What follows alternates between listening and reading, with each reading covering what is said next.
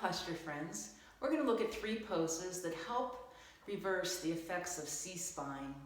C-spine is a posture that is quickly developing today from all the devices that we're bringing our head forward and down to look at and work on, and also from prolonged sitting at desk. In C-spine, the head comes forward and moves down, and the whole of the spine rounds back and the pelvis tucks under. It can be a train wreck for things like herniations in the spine, so it's really important to begin to reverse the C-spine and bring it back more to its natural S-curve shape. And also just to become aware of how you're sitting. And these postures are going to help bring your spine back so that you start to feel this new normal. And you want to map that into your body. It will be mapped as a result of doing these postures, but bring that same awareness to how you sit and look at your devices. So for the first pose, we're going to need a pair of yoga tune-up therapy balls. I have in the blog where you can purchase these, or you can use 2 tennis balls. They're not going to be as firm as these guys, but they'll work in the meantime. And I'm also going to be using a yoga block. You can use a book for this if you don't have a yoga block. So we'll take this to the mat. The block goes down and the balls are placed pretty much in the center of the block. And I'd like you to palpate right now. You can feel the base of your skull. This is the occipital ridge. And you're going to place the base of your skull right at the apex of the balls. It looks like this. So you place the therapy balls. I'm placing them so that it feels like they're just going right up underneath the ridge of the skull, and my skull is slightly being lifted up off the neck, and this is a good thing. And the first thing to do is just to have this sustained compression. Relax and breathe. You can hold this 30 seconds to a minute, and you're going to start to feel the tension melt away.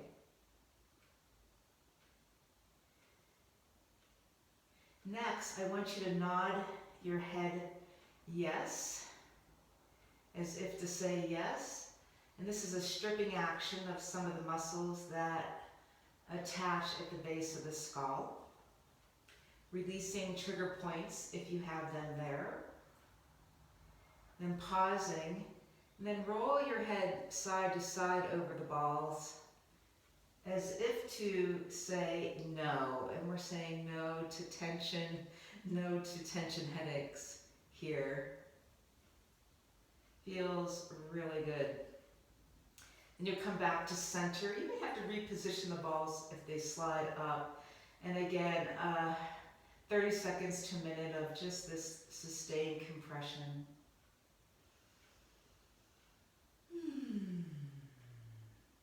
All right, so you can also work the same posture by holding the balls in your hand if you don't have something to put them in. And it can be done on the floor. You don't need to have height, but explore a little bit with height, which feels best for you. The next pose is the classical bridge pose from yoga, and we'll use a block. I'm going to place this block on its middle width in between my legs at the knees. And this is going to help keep the legs in internal rotation as I do bridge pose. Something that typically happens is that the legs splay out and won't be good for your back if that happens. So you'll lie back. I'm squeezing the block. I'm stacking my ankles underneath my knees, and you want to work with parallel feet. Squeezing the block, resist your feet towards your hips, and you're going to feel your calves and hamstrings start to work. And I also want you to engage your gluteal muscles, the buttock muscles. Press your elbows and shoulders down and lift the heart skyward. With all of this action, lift the hips away from the floor. And to get height, you resist feet back, press those feet down, elbows and shoulders down, and you're in bridge pose. I like this position of the arms because then you can take the forearm and rotate it out. You get a little more shoulder action.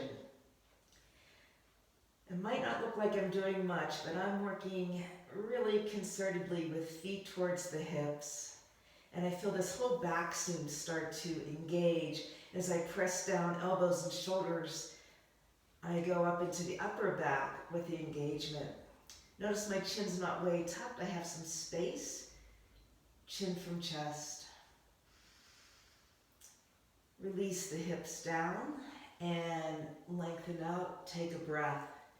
Repeat this pose 1 to 3 times. Make sure you breathe while you're up there and use your breath to go into the pose. The last pose is an interesting pose. It takes a little setup, but it's so worth it. So in this one, you want to have the pelvis up on a block and have your foot straight up, pressing into the wall. So it looks like this. Lifting my hips up to place the block, and I have to adjust a little bit because I want to be able to press into the wall. And even looking up, is my foot straight up and down, is one consideration for you here. All right, lying back, you're going to feel you get a nice stretch of this main hip flexor. And I want you to laser beam your leg into the wall from the base of the rib cage to the ball mount of the big toe. And this is the primary action in this pose. Being up on the block is going to help create a natural curve in the low back and reverse some of that C curve that you have. And then keeping the action, base of the rib cage to the ball mount of the big toe, draw the other leg toward you. Just do it as much as you can without using your hands. Where's your end range? Then you can rest your hands here. Take care not to pull so much the leg comes off the wall. So laser beam into the wall, draw your leg up. This is half Panasana up on a block. You get a little tone in the ab muscles here as you extend long through the leg. You're going to also start to feel some stretch on this back seam of the up leg. Again, hold 3 to 5 to 7 breaths, making the primary action of extending into the wall. And releasing down. This can be done without the block on the wall if you're finding it's just too intense to have this much opening of the front hip flexor. So now, laser beam into the wall, make your connection and keep it. And can you bring your leg towards you and then just help a little bit with the hands, not forcing, and breathing 3 to 5 to 7 breaths. Release. Lift your hips up and remove the block. And take a minute or two in this pose, Ardha Shavasana, before you get up for your busy day again. All right, that's it for C-spine. If you can do these 1 to 2 times a day, you're going to start to have the awareness of what it means to be more upright in your posture if you're sitting or standing, and then map that into your day.